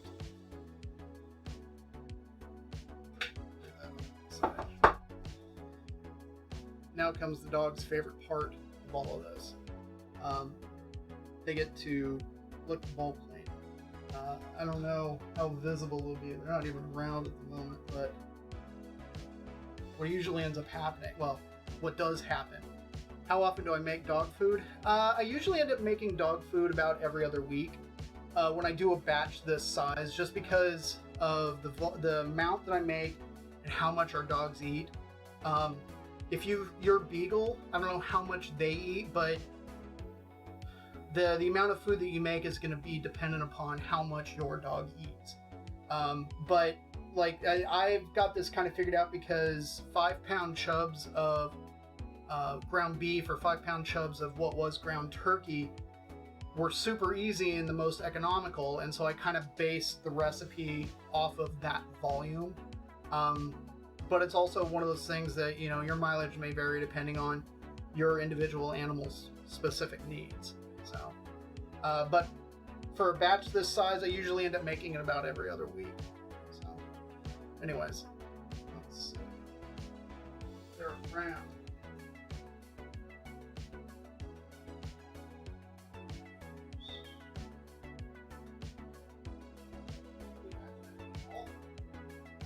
Oh, up here. Where's Pika? Hey. Hey. There he is. Okay.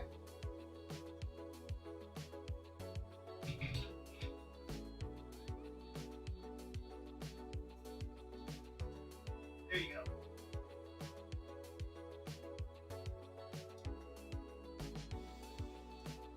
Here you go, little girl.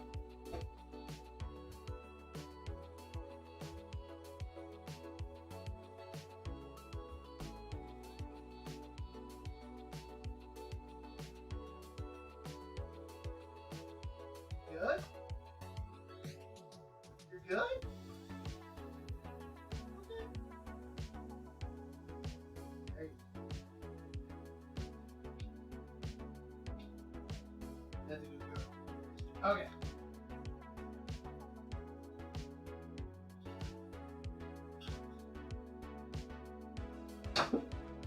I'm gonna make sure that I give these gloves a good wash real quick.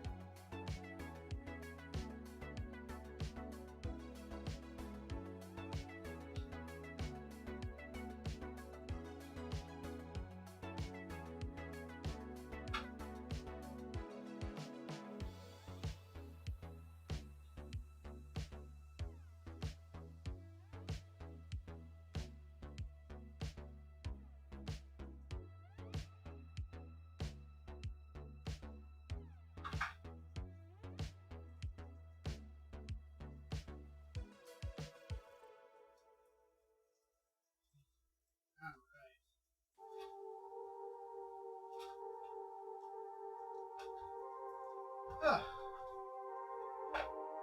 Gloves are clean. So it probably wasn't super visible. Actually, it's completely invisible at the moment. But for our dogs, we definitely, like, when I put the bowl down for them and stuff like that, I always keep an eye out. We've not had any issues in terms of like food aggression or anything like that, but because they've both been, they're both respectful of each other's spaces when it comes to the food and everything else. However, just because it's always been that way doesn't mean that it will always be that way. And I would rather, just keep an eye on them than have, a fight break out between them. That's just, kind of a best practice when it comes to dealing with dogs and food. I mean, the way that they're fed now is Jane is fed kind of over here a little bit, and then Vera's fed over on the other side. So then that way they're not in each other's spaces and they kind of have their own thing. But when they're done, what usually ends up happening is like one will kind of go over and wait for the other to be done, and then go lick their bowl, and then vice versa. So like Vera will come over and wait for Jane to be done. Then when Jane's done, he'll go over and lick Vera's bowl, and Vera will lick Jane's bowl. That's just kind of how they go. But it is one of those things that we keep an eye on them just in case. So, yeah. So that's what we got going on. And that's a dog. So now, really, it's just putting stuff away. In this case, I've got 4 and 3/8 containers worth of dog food, which will keep us going for a little while. Little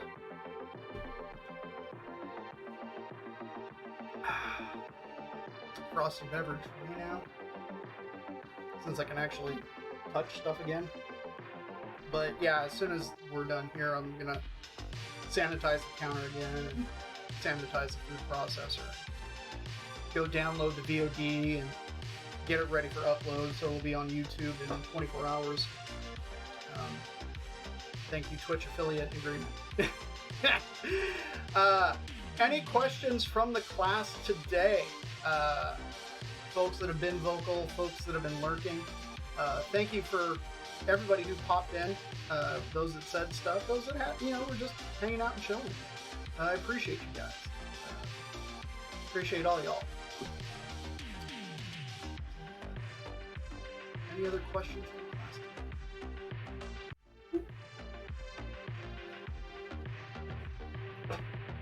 Yeah, it's very dark. I got a key light. I don't even have.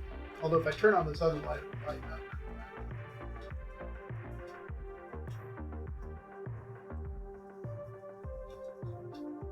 And then you can see that I've got stuff on my stove.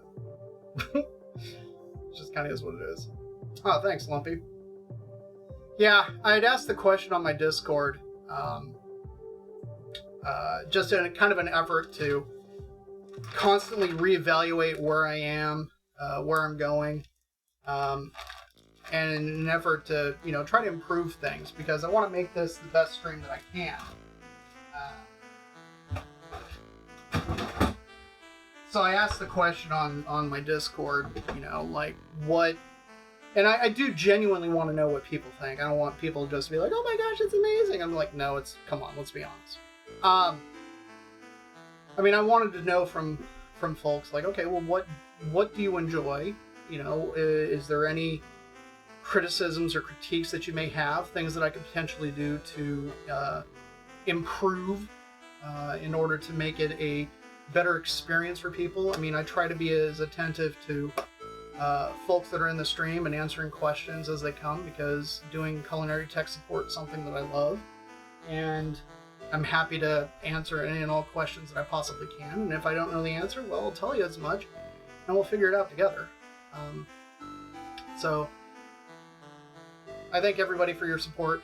For those that have subbed, those that have resubbed and everything, it's a big help. Because it helps pay for all this stuff, and it's greatly appreciated. So thank you to everybody that has subbed and continues to sub. It's a big help. So thank you.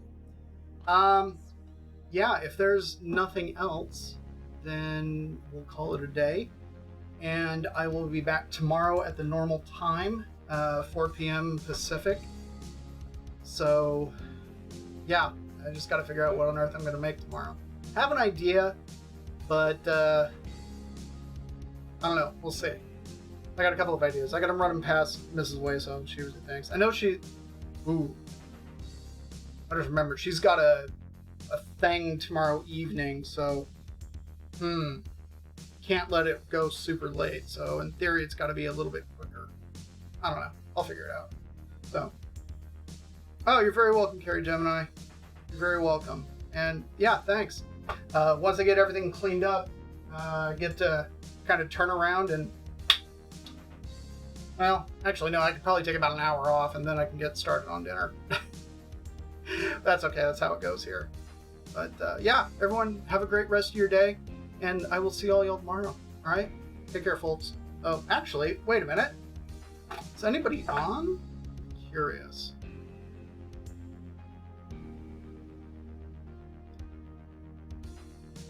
Is anybody streaming?